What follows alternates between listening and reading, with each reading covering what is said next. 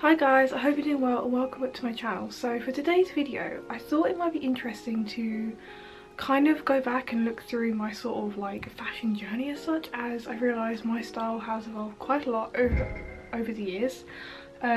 Sometimes I will get people asking me, because obviously I am wearing black right now. I wear a lot of black and darker colours these days, and if you have been following me since kind of like the beginning of my YouTube channel, my Instagram and stuff, then you will know that I used to wear a lot of pastel colours and kind of like more generalised like kawaii, Japanese street fashion, like Gairu and Lolita as well. And obviously I don't wear those anymore. I do still have, like, I'm gonna be honest, most of my wardrobe is still like pastel stuff, but I just don't really reach for it anymore. So I thought it might be interesting just to kind of like talk about that and have a little look at, you know, obviously go through kind of like my fashion journey. Now, I sort of first discovered kind of like, I'm just gonna sort of call all of these different subcultures of kind of like Japanese and alternative fashion just kind of like under the like alternative name, because there are a lot of them. Now, I first discovered kind of like Japanese fashion and like J fashion back in about 2015 2016 through the power of the internet. I just sort of stumbled across this brand called Liz Lisa, and I don't know what it was. I was kind of like enthralled by it. I loved the designs, the prints, kind of like the materials, and how kind of like elegant and girly it was at the time. And I kind of just sort of devoted myself to exclusively mainly buying Liz Lisa pieces. Like when I went to Japan, I would buy quite a few from the stores there, because obviously it was much, you know, buying Japanese like fashion brands, it has become easier now, as a lot of brands have kind of opened like kind of like overseas stores and stores that will ship worldwide online, but a lot of the stores would not ship overseas, so you had to use things like a, what do you call it, kind of like a proxy buy, or I used to use this site called Kenso, whereby it would ship it to a Japanese address and then ship that to your house, and that was all quite expensive. So buying the brands itself was quite hard if you didn't live in Japan. So when I went to Japan, I used to obviously make use of all the time that I was there to get the clothes that I wanted. And from there I just sort of, I don't know, obviously fell into this world of Japanese and alternative fashion. I spent quite a few years wearing Liz Lisa, kind of like 2015, 16 and 2017, and then also around that time I discovered Lolita fashion and Angelic Pretty which is still to this day like one of my favorite brands. Like, even though I don't necessarily wear these fashions anymore, I still love the brand, I still love the pieces. Like, I'll see like the new releases and I'm like, oh god, they're so nice, those prints are so nice, but for whatever reason I just don't feel comfortable in them anymore. I think that's what it comes down to as to why I've kind of like stopped wearing a certain kind of fashion. I don't know, at least for me, when it comes to my own personal style, I think it's very important to wear pieces that, or wear things that make you feel good. And somewhere along the lines, as I have gotten older, certain things just don't make me feel good anymore, and I don't know, the way I wish to appear to the world has obviously changed. Like, I have changed a lot.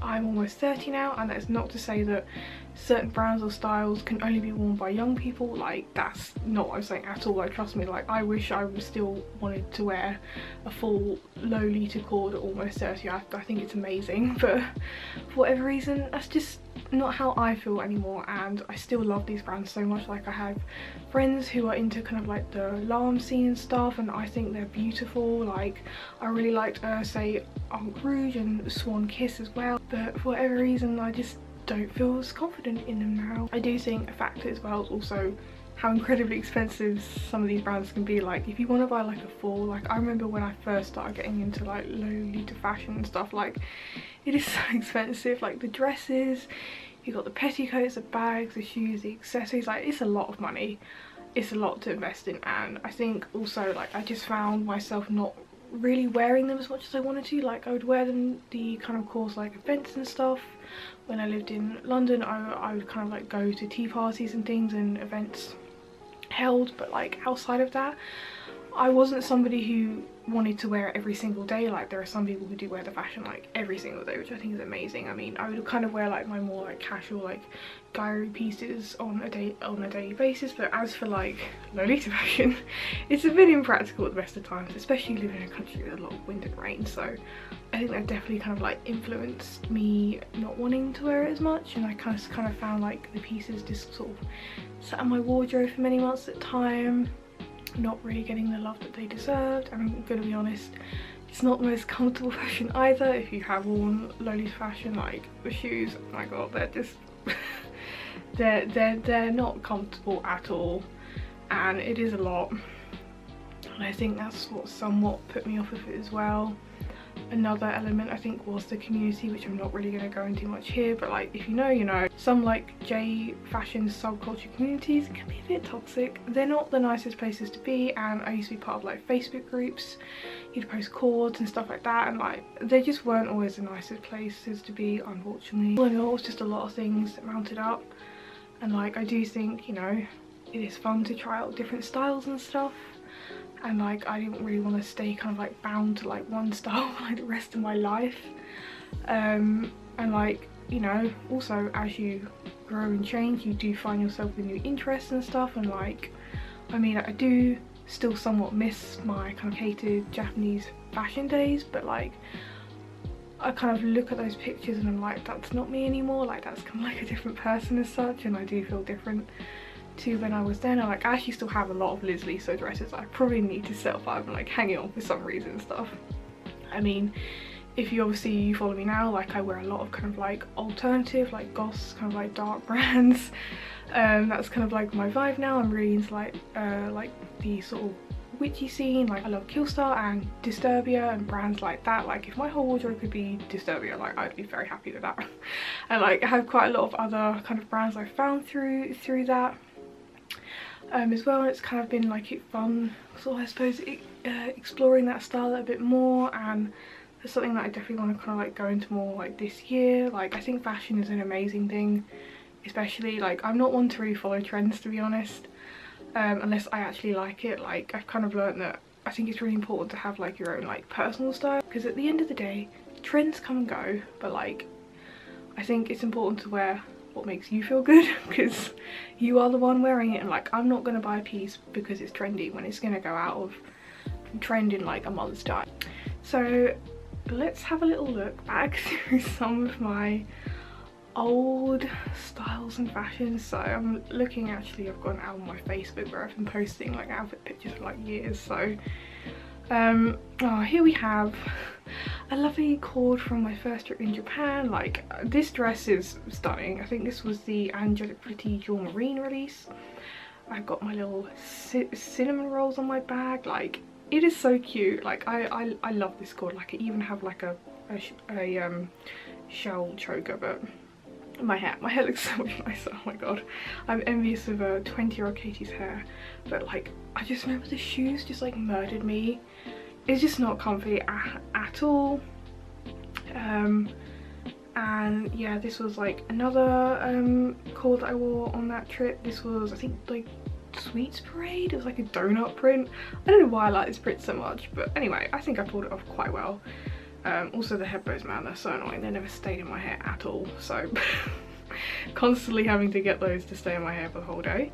But it is a very cute dress. It is very, very cute. And then this particular dress, this was Melty Cross. Now if you have been in the Lolita fashion scene for a while, this is kind of like an OG sort of fave. Like I hunted and hunted for this dress for ages, and I have to say I was very into kind of like the pink and purple colorways of dresses, which if I was to go back now I'd probably be wearing the purple ones as well.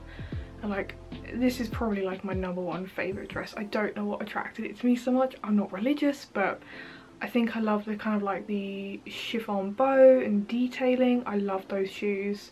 They were also from AP. Yeah, this was like my #1 dress that I used to love to wear, and I'm kind of sad that, you know, I did sell them, but I do have the pictures, and every time I wore this dress I did feel very, very pretty, and I think that was the kind of like important thing at the time. Now this is kind of like when I was more into my Lisa days.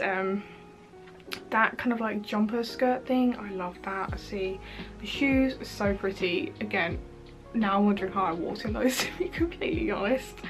But no, I really like that. I mean, I used to get like a lot of compliments and stuff, and I'm gonna be honest, people would look at you weird, but I didn't really care at all, because, you know, I was doing it for me, and I think that's, you know, the important thing. And then like kind of like as 2018 went on, like my style was starting to shift a bit. I kind of stopped wearing those dresses and stuff. This was from a Japan trip, actually, my last Japan trip. That was kind of like the last time I really wore those dresses much. I would wear them like occasionally, but I think because I was in Japan, I felt like, you know, I wanted to wear like Japanese fashion, so kind of like would make the most of being in kind of like the home country for that, if that makes sense.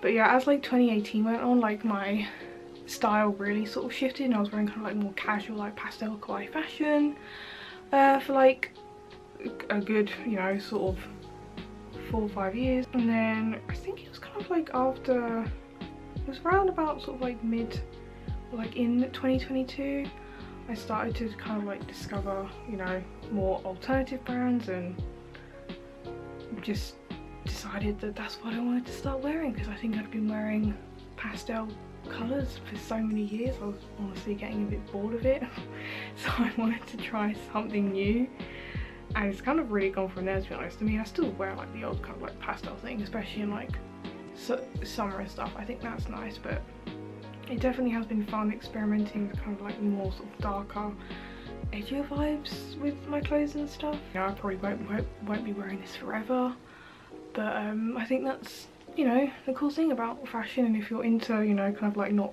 necessarily like mainstream fashion, I think it's fun kind of like seeing how your style like evolves and stuff. And like, I know, you know, in 5 years I might not be wearing this, but that's cool. Like, I tried that out, and I'm kind of excited to see where it goes. I mean, if you would like a video where I can talk about, you know, certain brands and clothes and stuff that I really love right now, I'm happy to do that as well. I think it's also nice to sort of try and obviously find brands and shops that are like not necessarily like fast fashion and like mainstream sites. It's been nice kind of trying to find more like smaller brands to support and things like that. I obviously follow a lot of people in the J fashion community still, and I still like seeing like their style and stuff, and I think that's kind of like the important thing, is just wearing what makes you feel good at the end of the day. I'm gonna end this here before I start to ramble for like forever and ever, but yes, thank you for watching. It's kind of interesting going back, it's kind of interesting going back to look at kind of like my style journey and stuff. Really curious to hear the kind of brands and stuff that you guys are into at the minute. But other than that, make sure to go and follow me on Instagram so you can see all the cool outfits that I will make in the future. But I hope you have a wonderful day. I'll see you next time. Bye!